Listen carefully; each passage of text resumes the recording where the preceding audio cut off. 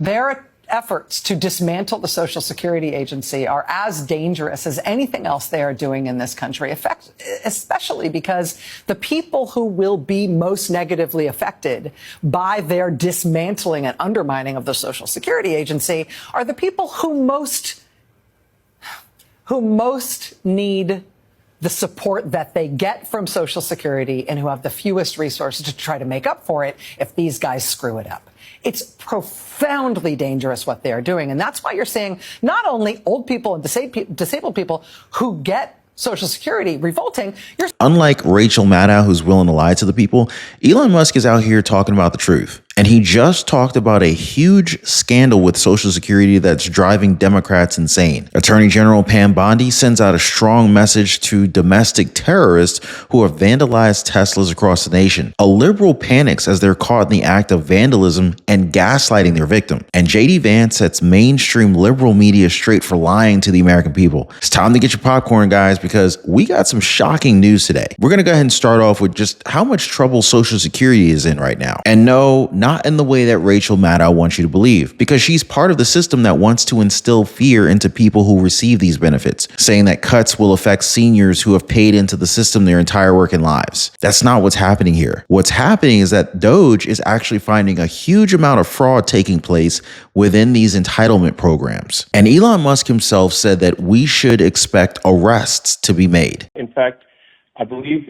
someone is going to be arrested tomorrow.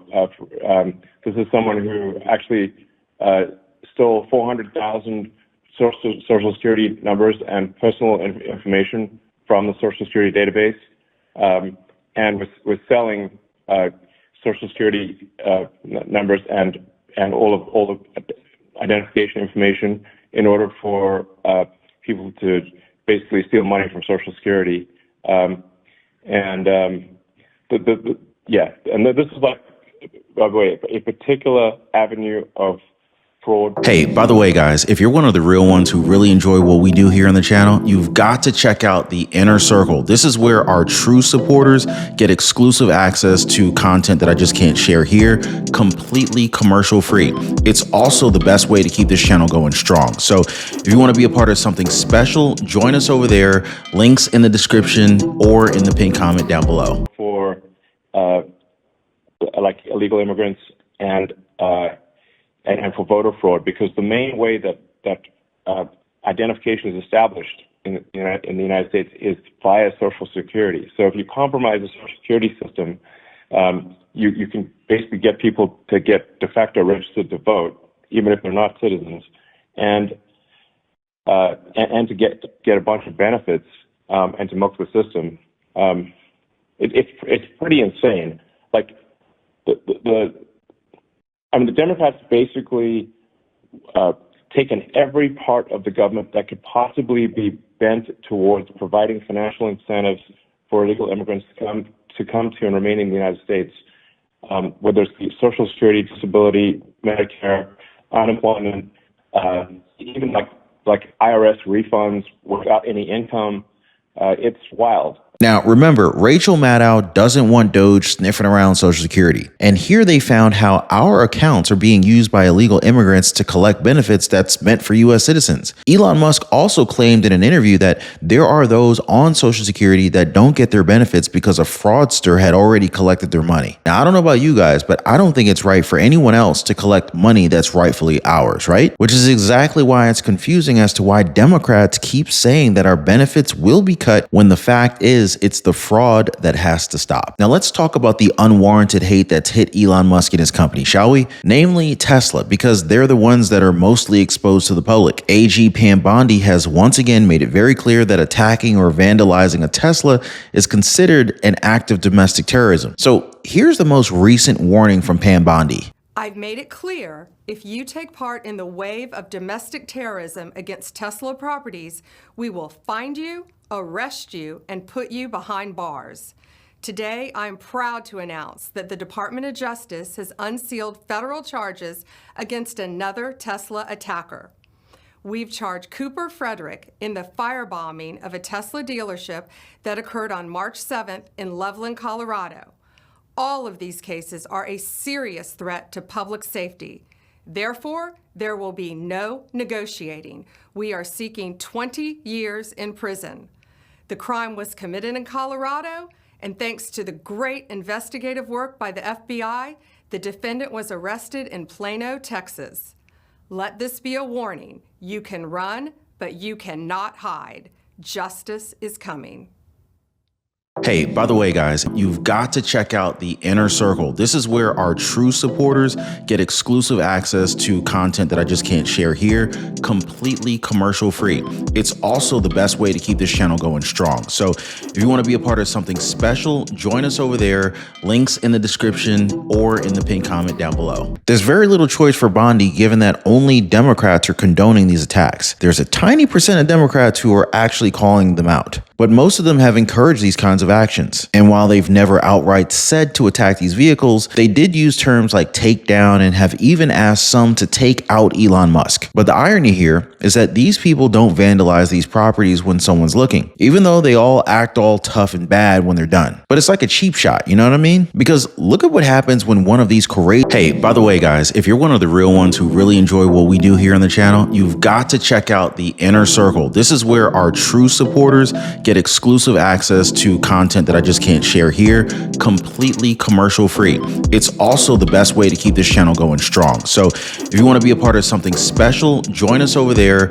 Links in the description or in the pinned comment down below. Just liberals gets caught in the act. Free service. Free service? How about you pay for the repairs? Write a check. You just bought a Tesla. I can wipe it off with a towel. No, it's not. No, heat. it is a hate crime, sir. It is a hate crime. Did you write a swastika on there? I'm sorry you're upset. Did you write a swastika? It didn't even work.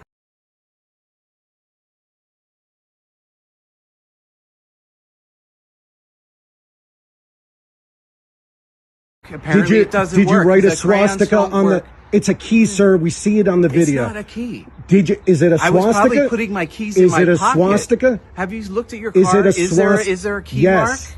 Is it a swastika? That's impossible. It's at the police right now. It's being fingerprinted. What do you mean it's being fingerprinted? Because they're trying to track you down. Thankfully, Facebook tracked you down.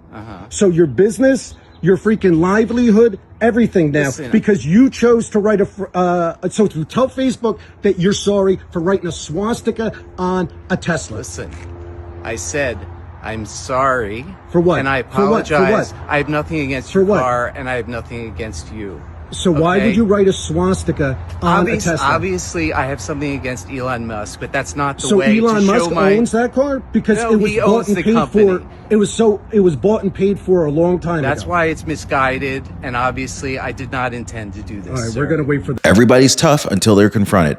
And notice how he gaslights the Tesla owner saying, "Oh, I'm sorry, you're upset." And how he continues to lie even though he was caught on camera. You just drew a swastika on the guy's car and the victim has evidence. And you're blaming him for being upset? This is a great representation of the tolerant left. And it would be great to see more clips that show what kinds of excuses they give for their actions. Now, I also have to acknowledge that he's acting like he's the victim, that Elon Musk did something so horrible to him that it forced him to damage another man's car. This is just crazy at this point. And hey guys, I keep getting messages from you guys, comments saying, "Hey Ron, I keep missing your videos. I keep missing the breaking news. Can you please make sure I get notified?" So I've taken care of you guys. All you gotta do is hit the link in the description down below this video or in the pinned comment and join the breaking news newsletter. That's it, totally free. Now, I did see that he allegedly owns a private car service company in Bucks County, Pennsylvania. His name's Chad Rittenbaugh, and he offered to clean up his own mess through his company. Good to see that the Tesla owner didn't fall for that one. Rittenbaugh's lawyer did release a statement regarding this incident, and instead of addressing what his client did, he went and said this instead. "My client is a proud father, longtime resident, and is currently undergoing cancer treatment," as if any of that has anything to do with what he just did to that man's Tesla. Now, I'm not sure how any of this is connected to his crime. You see how they're trying to elicit sympathy from the crowd? Like, none of that was even relevant. Now, since we talked a lot about propaganda coming from the left tonight, let's add one more, shall we? Mainstream media is pushing the idea that Trump's administration deported a completely innocent man. White House Press Secretary Caroline Leavitt talked to the press to clarify